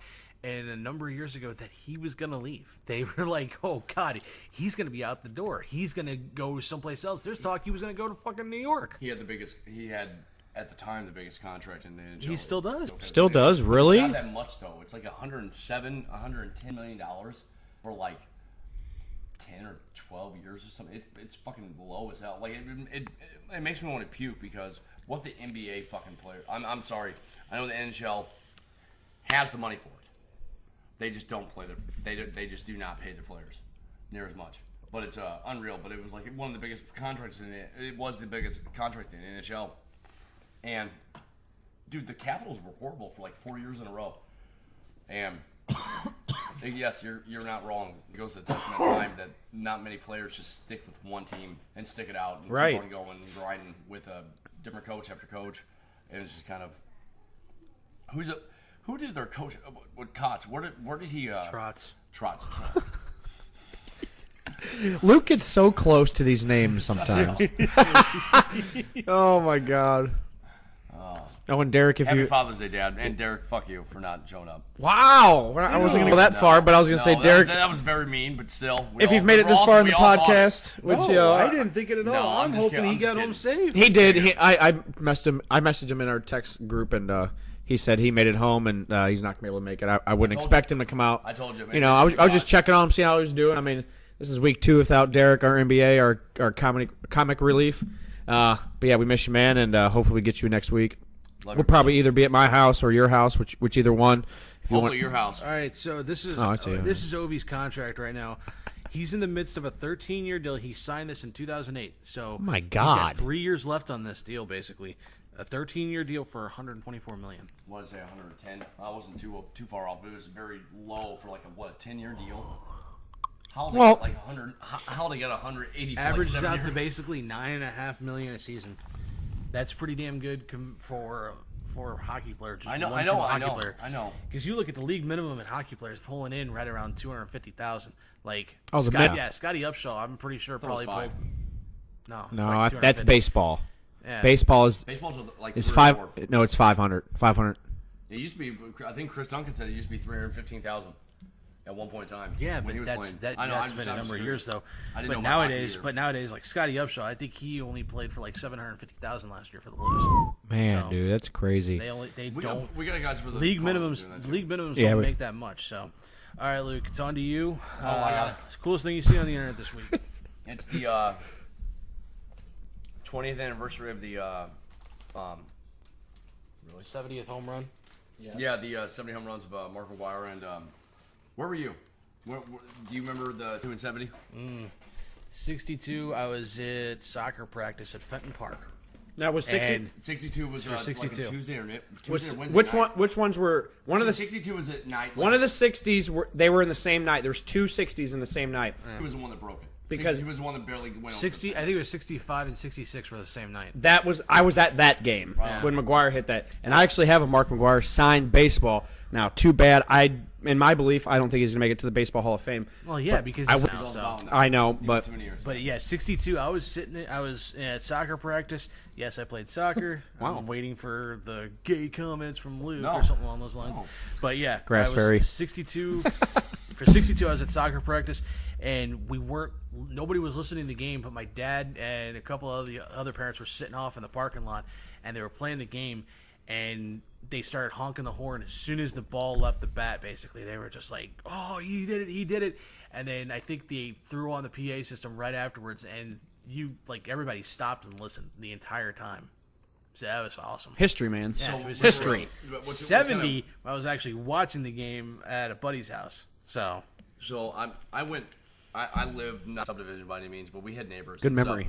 And I was sick that day, and I remember staying up. I took a nap, and I woke up, and we watched the Cardinal game with my mom and dad. And I was like, what, 8, 9 years old? I really was. Yeah, I think I stayed. I was. Yeah, because it was at the end of it was like August or September, so it was school. I stayed home, and I remember laying there on the couch next to my dad, and he hit that home run, and we had the windows and doors open, and you could hear it echoing from the other houses. Like that's something. That's similar to my story. Yeah, like you could hear everybody watching that, and I mean everybody. I feel like it was everybody around. Like the only time I remember something like that happening, like when you could hear it from house to house, was the World Series in 2011. Oh, God. I was actually Dude. watching that with my friends. I heard that. And That was a it was party. like everybody was like, you could hear like I was at the people bar. from the neighborhood over were just like outside celebrating and shit. We were popping champagne bottles in the garage. I had a house in just Crystal. Enjoyed it. Like, I had a Nice, house Pat. in Crystal, and you could hear it echoing through the 11th to 9th to Jefferson to everything. You could just from the down to the bars, down to the brick road and everything, and it was unreal. And Pat was downtown. Jordan was at a bar, and it was just that was unreal. 2011 was fun as hell. That I was, wasn't downtown, man. I was Oh. I was out in High Ridge. Oh, This guy. I thought you were working. No, man. 2011, I was in High Ridge. We were 21. Forget about that. That was Almost. That's 7 Yeah. years ago. 7 years ago. it's almost 8 All right, years ago. Jordan, where were you at 62? 62. Actually, me and my dad were watching the baseball game, and that's when it was nice outside. I remember we had the windows open, like Luke was saying. We were barbecuing at the time, and me and my dad always watched baseball together. It was one of great memories that I always have with me and my dad. He always watched sports. He'd always watch Detroit teams because he grew up in Detroit. But anyway, and we were watching it, and he hit my it. old man roots for San Diego for some reason. Yeah, So, my dad's full on Detroit. It's where My he's dad's from. been a Billiken fan all his life. We're talking about like out of state, like different. No, they're teams, just you know. bad team. Billikens haven't always won. No, we're talking like my dad like roots for the Chargers, even though he doesn't really follow sports that much, but he's more like because they grew up out in San Diego for a while. Cause he's and my dad was his dad was a Navy guy, so they moved all around, and he graduated from San Diego High School, so he actually kind of rooted for the Chargers. Padres not so much, so. Oh, my dad wasn't a Cubs fan by any means, but he definitely rooted for the Fighting Illini over Mizzou. Yeah. Big time. And I kind of rubbed off on him. I had a Illinois hat in high school. Yeah. I used to get ragged on. But All right, 70. Where were you at, Jordan? well, 70. Let's see, where was I? Because you said 65 and 66. You were Yeah, there. I was there with my dad, and we were at that game, and that was a crazy game. I mean, it was jam packed, of course, because it was McGuire, and he's in the 60s with his home runs. And he I just think kept I hitting was there for like somewhere in the 40s. I'm pretty sure it was. I think it was around Father's Day. Might have been around the 30s. It was Yeah. there. I was there for Father's Day. Got my dad tickets, even though he wasn't a huge sports fan. He's still not. Never really was. But he still went to the game. And I think it was like You got home tickets? How old were you at the time? We could have been like 9, 10, 11 years my old. mom got the tickets, Oh, but I said you got sick. I'm like, Yeah, they showed something on ESPN the other day, or when the game was when the game was going on, they showed a stat of McGuire that he holds a record for the quickest to like I think it was quickest to 30 home runs or whatever. And it was like in like 60 something games or something. It was whatever. what was his stats that it was basically? So the year he hit 70, he had 147 RBIs. Oh my God, yes. His on base percentage was over 1,000. Yeah, for it was like Christ's sake. 1.167, dude. It was His nuts. slugging was like, Christ. dude, Yes. his slugging was like .987. And Yes. he was still hitting only 270 though. With That was 147 crazy. RBIs, Made dude. 278. Dude. 278. But he you hit think 70. with 70 home runs and 147 RBIs and his on base percentage is so high, you think his batting average struck would be, out. with like his batting average. Well, his Strikeouts were like 80. Yeah. Yeah, he struck out a lot, his but batting average was like a non-factor. To Yeah. he led the Triple Crown in every category except Batting average. average. batting average. Yeah. Batting average was average is like the main, like that's always the main one with the Triple Crown, and he did. He won. And hey, That's like you got to give it to the St. Louis. funny. I never even thought. And you know what's funny too is I still remember like the exact Joe Buck for 62 though. That Oh, still dude. stuck out with me. Like if I had to put it up there, like the top 5 calls that I remember. Did you just fucking fart? No, I'm holding my back. Oh. No. If I had to remember, like think about it, like the top 5 calls I could think of, like for sportscasters, 62 probably would be up there. Yeah. In all honesty. No, it's crazy to think that. Just you like, know, and I had like practice too. We got home and they showed it like the game. Like I don't even remember if the Cardinals won or lost that game too. That's the thing. We were a bad team in '98 too. We went like 78 and.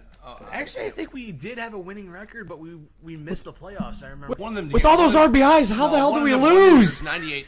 By one guy. I mean, you had 98 to or look at, 99, you had to we had look a at bad the team. pitching staff. I think it was non-existent at that point. I think like our best pitcher was like Kent Bottenfield. We traded We for had the Jimmy. businesses. Yeah, traded for Jimmy Ballgame. Yeah, that was before Matt Morris. Yeah. No, that was during Matt Morris. No, Matt. Yeah, That was during Matt Matt Morris Morris. was with It was McGuire. like Matt Morris like was in. I think he came around in like '96. So I still remember the trade that we got McGuire for. TJ Matthews. I was so upset when that happened. I was the biggest TJ Matthews fan, and I absolutely hated the trade. But then, shit, he got he hit 48 in '97. Yeah. Like, oh damn, this could be something next year. Yeah, I was dude. intrigued. What the hell? Yeah. No, but 70, I was at home again watching the game with my dad. We always watched it, like I said, and windows were open, and everybody around was Cardinal fans in my subdivision I lived in, and everybody was outside barbecuing, just partying, drinking it up, and yeah, he hit it, and my mom and dad and me, my sister was little at the time, but we were all screaming and hollering out. We ran out. Me and my dad ran outside. I was running around and acting like It's not fool. No, But it was fun, man. Good memories. Dude, I got one like that. It's I'm sure my dad will never admit to this, but after we won in 06, and actually separate times, the strikeout to Beltran to win the NLCS against the Mets, and that was huge because we didn't think we were gonna get past it, past it. Dude, it was that's Beltran. good. Beltran just Beltran watched was like. I heard a story about it. Wainwright told a story about how he watched Beltran and he would never after an 0-2 count, he would not swing. He would watch the next ball. That's stupid. And he said he watched him. Tim Duncan told him to watch how he would pitch. I'm maybe a little off, but I'm almost positive.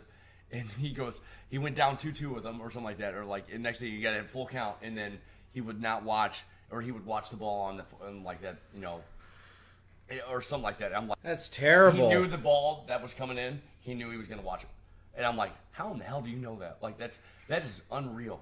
Yeah, I mean, it's really, really paying attention to every damn batter. Dude, that's watching every at bat that he takes. Beltran was raking, though. That brings Beltran. up the whole Brad situation. You remember Carpenter? Carpenter was the reason why Brad Lidge's career went to hell because He told Pujols what to do. well, it wasn't just him. It was he told the guys like going up. He's like Eckstein. He's telling Eckstein, he's just wait for your pitch, and sure enough, he walks Eckstein.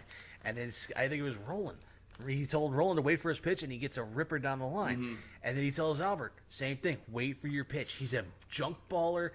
Just wait for it, and he's sitting on a 3-2 fast. He crushed And it. that ball still hasn't came down yet. Nope. Say it into the microphone. That ball has still have not came down yet. Damn right. That ball was launched out of fucking was it Minute Maid Park? And that place That ball is erupted, dude. That place went I thought Andy Pettit. there was more Cardinal fans Andy there. Pettit in the bench was like, "Oh Yeah, my god!" They showed the replay of it, and Andy Bennett, and he's sitting next to Clemens and Jeff Kent or whoever else is in the dugout, and you just see you could hear the ball leave the bat, and you see Bennett's just like, "Oh my god!" Man, watch it, and umpiring these little kids, man. Sometimes these kids be smacking these balls, dude. I'd be in the field, and a kid would get a hold of one. You would just hear it come off the bat, dude. And I just watch it. Go above my head, just turn around. It's like, oh my god, just like that, dude. It's crazy. I had one similar to that, but the kid legged it out. It was a home run, but I had a very big outfield, and the fence was so far away. I couldn't have been like it was farther than what high school should have been. I mean, it hit the ball, hit the bat, and I just seen it go up, and I go, oh Jesus Christ! Like, and it one hop to the fence, and this fence had to be every bit of 420, 430, if not farther, because it was the biggest outfield I've ever seen in my life, and he was 10 years old. It's like I've seen Holiday hit some home runs like that in person. Like I seen one I seen Pujols and Holiday like in them seats my mom gets and see how hard that ball comes off. Holy shit! Like that's unreal. I mean that ball gets from the bat to the seat so damn fast. Oh yeah. What was it? Holiday or Pujols? One and two, or not Pujols, but somebody was hitting BP a couple years ago and hit it out of Citizen Bank Park or something like that into the street. Doesn't surprise me. Okay, so we don't have the game this week. No. We nobody came up with questions, so I got my pop quiz. All right. What? Yes, I got my pop quiz. He always says it's a pop quiz. Why are you so surprised, Lucas? Seriously. This is nuts, man. What episode is this? 13? Yeah. And he's like, hey guys, Pat's like, hey guys, got my pop quiz. And I'm like, okay, let's do this. And Lucas is over there like, what? What the pop quiz? I knew. Who are you? Are you new? I didn't think we were going to get any kind of questions. Like, I'm sorry. There's always at least one or two. I did her for a test. Nobody told me about a test. Okay, so my pop quiz has to do with Alex Ovechkin and his celebrating. So you've seen everything Alex has done. Basically, he's shown photos of him basically in bed with the damn Stanley Cup. She's seen videos of him doing keg stands from the Stanley Cup. He's celebrating the living crap out of it with it. So, it caused me to basically look up a few things of what has happened in the past of the Stanley Cup. And if you knew the full story, you would never take a drink from that son of a bitch ever again. Okay. Fucking Christ. To stick up for the Stanley Cup, it gets thoroughly washed. Yeah, it gets thoroughly All right. washed, but at the same time, it's still disgusting. I bet. Okay, so I've looked up a few things. So I got 3 questions. So basically, you guys are going to get one each, and then the final one, you're going to have to decide what's true and what's false. All right. All right. Number 1. Which one is true? Which one is false? A baby baptized in the Stanley Cup, or the Kentucky Derby winner Gopher Gin in '94 eating out of the Stanley Cup. Which one is true? Which one is false? I will guess the baby being baptized in the Stanley Cup is false. Same. Same. Actually, the baby being baptized is true. Of course it is. Sylvain Lebertru from the Colorado Avalanche in 1996 Actually, that's baptized pretty awesome. his baby daughter. And in 2006, when Carolina won the Stanley Cup, the Kentucky Derby winner, Gopher Gin, came this close to actually getting some food out of it. But Eddie Olczyk ate before he went and met the horse. But he did get a picture of the horse actually like licking inside the cup. But there was nothing in there though. So that was always a cool thing. All right, the next question: which one's true? Which one's false? Baby poop inside the Stanley, or a lot of fish inside the Stanley Cup and eating fish out of the Stanley Cup. Eating fish? Baby poop or fish? Baby poop. I'm gonna say. Baby poop. No. Yeah, I'm Is gonna. it false or true? Baby poop is true. I'm gonna have to go. Baby poop is true too, because I'm thinking maybe somebody put their baby in there. And 2008, Chris Draper from the Detroit Red Wings. Brand new baby daughter pooped inside the Stanley Cup. that's hilarious. And what's even fucked up before that, 2006, Dougie Waite, when he was eating ice cream out of the Stanley Cup with his family, so he got lucky by 2 years. Oh my god. All right, last one. True or false on these ones?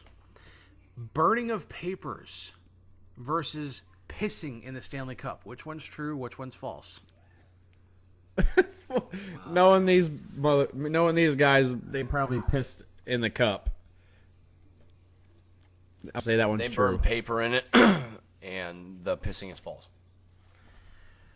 They're actually both true. Oh, And they're from the same team, the 1940 New York Rangers. The team proceeded to burn the Madison Square Garden mortgage inside the Stanley Cup, and everybody says that's the curse, the reason why they didn't win a championship until 1994. Or it's the fact that the team started taking turns pissing inside the Stanley Cup. Why? Why would you do that? I'm sure that thing is thoroughly clean, but still, that's Thoroughly. And that's only the beginning. And when Messier won it in '94, is like you were saying before. You know what he used to do with you know what he did with the cup? Actually, it wasn't even '94. It was when he won in the '80s. With Edmonton, yeah. With Edmonton, he used to take the Stanley Cup to fucking strip clubs. Why not? well, that's a different whole story there. I mean, Party on, Wayne. Yeah, party on, Garth.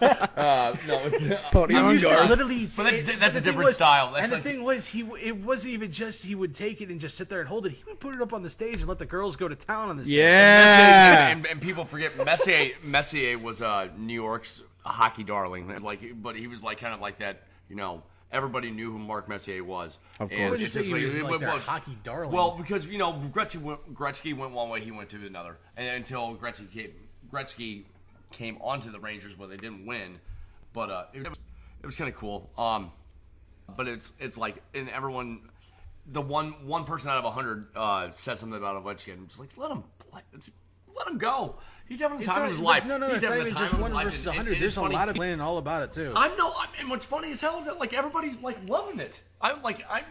They literally hired- There's a big handful that love it, in a little small pool that don't. Yeah. a tiny bit that don't. But it's like, and it's kind of funny. It's like, I think it's great. I think it's funny as hell. The Let him picture of live him it and up, his wife, man. Him and his wife in the cup in the bed was great. He That probably, was awesome. and in all honesty, he probably knows this is probably his one and only cup he might get. Yeah. Unless he goes somewhere else. Yeah, it's distinctly possible for sure. I mean, we're always welcome. He's always welcome to the Blues. Yeah, we could afford them. Hey. Yeah. Well, if there was opportunity, hey, I would have come to the Blues. We would make room. Tarasenko and Ovechkin on the same fucking Woo, line. boy! Who would you put in between that though? Whoever the hell, Whoever the hell don't fuck fillers, somebody that doesn't cost anything. This is like a key. Whoever the hell they want. It's almost like I almost feel like we're destined to never have a great, like a Player. superstar because of Mike Keenan. I think we are. I think everybody talks about the curse of Scotty Bowman, but nobody talks about the curse of Mike Keenan. Mike Keenan fucked us. Mike Keenan ruined a lot. What should have been at least 5 championship team in the 90s when he ran Gretzky out. Gretzky was barely here for 6 months, Dude, and Keenan ran him out. That was ridiculous. Man. All right, Mama's calling. Final of the night, Jordan. Well, Start it off. surprisingly, we haven't talked about the Cardinals too much. So let's. Yeah, this has been like a real, very, like I think the only time we talked about the Cardinals was when we were talking about it with Luke's dad. That was pretty much it. And Yeah. it was, and even on the thing on the internet with Luke, that's like pretty much been it. We haven't really dwelled on the Cardinals too much. Yeah. Well, a couple interesting facts here. The Cardinals are 18-4 at home when they hit a home run in a game. At the time of this podcast, At the time of this podcast. All right. And the Cardinals are dead last in doubles and triples as a team. All right. We're like 15 behind the next team. home run or nothing, basically. All the Cardinals hit right now are home runs and singles. We don't get that double. I mean, if you think about it, we really don't have that person that could, besides Bader maybe, and our young guys, or maybe O'Neal if he plays, that can stretch out to that extra base hit. It's 75% of the time it's home runs and singles. Basically, the Cardinals are an above-average team with flaws. Yeah. You know, I heard that this morning on 101, and I really took that quote, and I just really like it. We are above average team. We have really good players, and they're not performing. Like, Ozuna is finally starting to come around. You know, maybe it was because his family moved into town, and they're coming to the games now. It's a possibility. I wanted to add to what you were saying, but a little bit more. We pass on not getting J.D. Martinez, and he's a second in the AL right now with 21 home runs. We need a bat like that. When we got Jose Martinez, I mean, he's hitting pretty damn. We need more than one. He's been the best batter He's been the only bat since in June in the major leagues. Have anybody? I know we Well, went after Ozuna. May. I get that. I understand that. Ozuna. Ozuna can crush the damn ball, And he's starting to. Yes, and he to launch that's just out of this fucking world. But it's something we got to come around. We got to turn that corner and be able to put teams away, put up 6, 7, 8 when we're very capable of. And we need to be in a groove with the same damn lineup all the time. Like, why isn't Jerko playing every day? Why isn't Bader playing every day? It's like I know I understand that there's not spots. But it's just like put Matheny back to the whole thing. He loves his boys.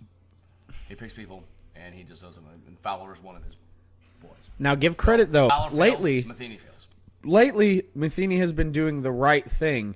He's been not playing Dexter Fowler, who has a 153 at batting average, and he's been playing Bader. He hasn't been playing, Wong. He'll put Jerko in there at second, who does a pretty damn good job. He does a good job at defense as well. He always has. But the Cardinals are not taking advantage of their starting pitching, which is like top 5 in NL right now, which is really good. All right, our relief pitchers suck. Okay, we have Bud Norris and Jordan Hicks that we want to be our 8th and 9th inning. All right, you put Bud Norris in the 8th, you put Jordan Hicks in the 9th, and he'll blow people away and shut out your games and win them for you. Especially with us only scoring 2 or 3 runs, which is terrible. This last stretch of games, we went 4-5 against last place teams in their divisions, with the Marlins, Cincinnati, and the Padres. Terrible. Our bats need to get going, and right now what Bernie Michaels has been calling was our big 3: Matt Carpenter, Ozuna, and Martinez. They have been hitting. They've been hitting good. They've been hitting home runs. They've been getting extra base hits. It's nuts, but I'm glad Ozuna's starting to go. I'm glad, but we need everybody to start stepping up and going because we need to score runs. We need to get runs pitchers that are pitching surprisingly very well. And with Waka and Michael is pitching really fantastic. Like, I heard Waka's Vegas odds have dropped in a good way for Cy Young. I'm just saying he's not. I'm not saying he's on a Cy Young pace, but he is pitching damn good. Michaelis is right behind. I would say Michaelis is right behind Scherzer in the NL in pitching wise. I think one of the 2 toughest pitchers. He throws strikes. But I want to say we're talking about these guys kind of overachieving. Luke Weaver is very underachieving. And I'm not He's lost impressed his at all. 4 last. He's starts. walking people. He's walking more. We're just gonna Seamart's continue. 2-2. He walked 7 dudes his last Mama's start. calling. I just want to say Mama's calling is, and I want to continue what Jordan is. It's just Cardinal talk. Yeah. And it's kind of that's what I wanted to talk about. And it's like, Good. He's an athlete, but man, god damn it, he throws just lollipops sometimes. Who? He just crushed the fucking ball off Weaver. Oh yeah. And just He was killer his first couple I know starts. he We were was. like, oh my god. I know, but it's. And like you said, it's Do you think maybe a trip to Memphis might help? no, it's I don't Not know. for Weaver, Matt. I mean, No. you got it. And I hope Seamart's back. I really do. Well, we got the Cubs this weekend, I know. and he's got game 2 against Hendricks, so we'll see. Yeah. And and speaking of Jose Martinez, he is not here for this weekend because he is actually. Again, not to date the podcast, but Hey, He's hey, becoming we're a dad. not. podcast. Is he becoming a dad? Yeah, Again. he's becoming a dad dad again. Second time. It's Yeah. for I guess this is his boy. I believe he has a girl. It don't matter if it's He's boy. got a baby But- girl. Hey, don't Yeah. matter if you got 1, 2, 3, So or 4. there's been people that are upset that he's not going to be here for the series because he's been the hottest hitter in baseball, this past month or whatever. And people are upset, but how are you going to tell this man he can't go be there for the birth of his child? Like, Especially all the way in Venezuela. well, yeah, still, yeah, he's the hottest. He's the hottest hitter in baseball right now, and yeah, we're about to go play the Cubs. He's gonna be out the whole series. Yeah, he's gonna be gone this weekend. Monday. Yeah, he'll be back for the next series. But people are giving him trouble. Hey, man, baseball's not first. Family's first, and everything, no matter what. 2/3 of us. I understand. Sorry, I don't understand because I was with Amber for a whole week from like the very beginning. I took off work and I was there for everything, and I understand what he wants to do. So Yeah. he's only getting 3 days or 4, maybe if that, and 1.5 of that he's flying. So, Yeah, but like I said, Joe, do you want him here, having him not on the game, or would you rather him go see his child being born and then have him come back right back where he left off, and he's not worried about anything. He's happy. He's in a great mood as he He left. hasn't really shown he's been worried about anything. Well, really. no, but I'm comparing it to because people are giving him kind of trouble leaving for the series. But why would you give him trouble? You want him to be happy. You want him to be, This dude has outperformed himself. He's not the greatest defensive player. We leave him in the game because of his bat. I mean, his bat is the biggest thing we got, and it's one of the best things we have on our team right now that we need. That Kansas City's still kicking themselves on letting him go. Well, I mean, hey. So It's like this offseason is going to be nuts with Harper and Machado, man. I'm dying to see where these guys go. It's going to be in the history books for they're going to be paid, and Harper's a franchise player. I can't wait to see where he goes. I hope nobody goes to the Cubs. That's all I got to say. hope nobody ever goes to the Cubs. I hope Cubs no full. big name player goes to the damn Cubs. If Bryce Harper goes to the Cubs, dude, my God, this division's over. Yeah. We would have to go sign Trout somehow, and then that's how we would compete. All right, it's on me now. Yeah. Since Luke, Mama's calling. All right. We had a double Mama's calling on All right, the so Cardinals. Mama's calling for WWE for this coming weekend. I don't know if you watched, Luke, but New Japan kicked the shit out of anything anybody's put out within the last 6 months with that Minion pay-per-view. Good freaking God. That match between Omega and Okada, 2 out of 3 falls for the IWGP Heavyweight Championship. And that's the first, and Dave Meltzer put that as a 7-star rating. Are you freaking kidding me? WWE needs to pull something out of their ass this weekend, and not to date the podcast, but seriously, they haven't put out anything very good here within the last 6 months. Takeovers this weekend, isn't it? Yeah. Takeover and Money in the Bank are coming up, and they have a lot to live up to with the way Dominion went. Chris Jericho's the new IC champion in New Japan. Jericho put on a fucking fabulous match in Japan. Dressed up basically in Clockwork Orange type of getup, and the living crap out of Tetsuya Naito. Came out to his regular. Why is he out there? Because he's a free agent, man. Yeah. He plays for Fozzy. He's doing a cruise at the moment, and he's wrestling for New Japan. And he's Why hasn't WWE signed him? Because he doesn't want to do the full time because he wants to be able to tour with Fozzy. Yeah. He comes back every once in a while and does like short little stints and stuff like that, or one-off appearances. But with New Japan, it's the same thing. But they booked the IC championship from Naito. Wow. And Jericho started in Japan years ago. So This is the first championship Jericho has had outside of WWE in over 20 years. Yep. That's saying something. Yeah. And the whole pay-per-view in itself, the Bucks, and Roppongi Vice, the guy, everything. Twitter was flooded with just how everything- great this pay-per-view was. Everything from top to bottom at Dominion was incredible. I watched the entire pay-per-view, and I've watched it twice in the past week. Hey, watch it online. Oh, really? Dude, there was nothing wrong. And I can understand why Meltzer gave that rating for that Okada Omega match, 2 out of 3 falls. And here's what's even crazier. 720 days. That's the reign that Okada had as the heavyweight champion for the 4th time. 720 days. Jesus. one of the longest reigning 2 years. heavyweight championships 2.5 in the years last long. 30 or 40 years. No, it's about 2 years. 365 days. Yeah. 720. 720 days, and that's now over with, and Omega is the champion. I'm getting even more and more intrigued with All In because Okada is supposed to be there, but so is Omega, and Omega's the champ. So we could be seeing a Ring of Honor championship and IWGP championship defended on the same night. Well, So WWE needs to step their game up. Like I said, with the way Dominion went, I can't wait to see what happens in the future with New Japan. In WWE, I'm not too impressed with them lately. I know that's going to piss off your sister, or Jordan. Jess has told me she's like an outright WWE fan, and that's all she watches. But she's got to check out New Japan, for God's sakes. Yeah. You've got to be able to watch New Japan Pro Wrestling. one of the most gnarly matches, like just stiffest I ever seen, was Brock Lesnar versus Nakamura. In New Japan. What's even stiffer? And it was crazy because Lesnar was in red tights and Nakamura, I think he had short hair, Yeah. I believe, and it was Lesnar one of his beat first. him. It was one of his first matches. They were stiff. Now, you want to see Yeah. you want to see really stiff. You should have seen, what was it, Wrestle Kingdom 10 2 years ago. It was the night after so then the very next day was when Anderson, Gallows, Styles, and Nakamura all signed with WWE. The very next day, but that night before, Styles and Nakamura tore the house down, and they beat the ever-loving shit out of Really? each other. Damn. Well, Styles, man, he's a legend just from his TNA matches, I think. I mean, just alone from what he did from like 04 to 07 was unbelievable.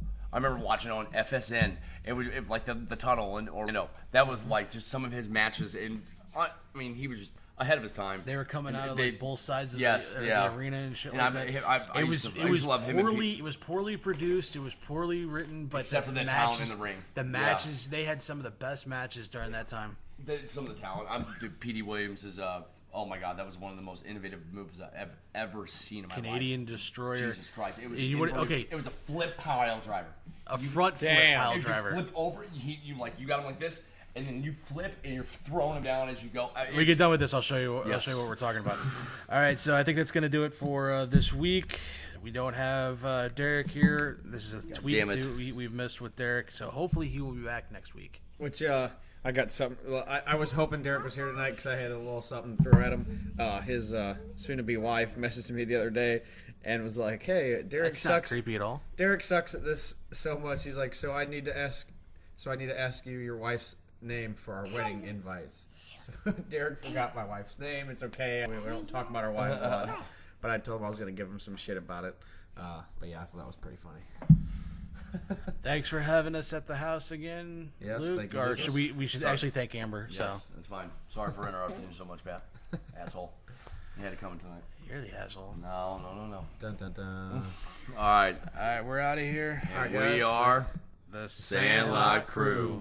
Dun-dun-dun. I never thought I'd see the day with a big boat coming my way. Please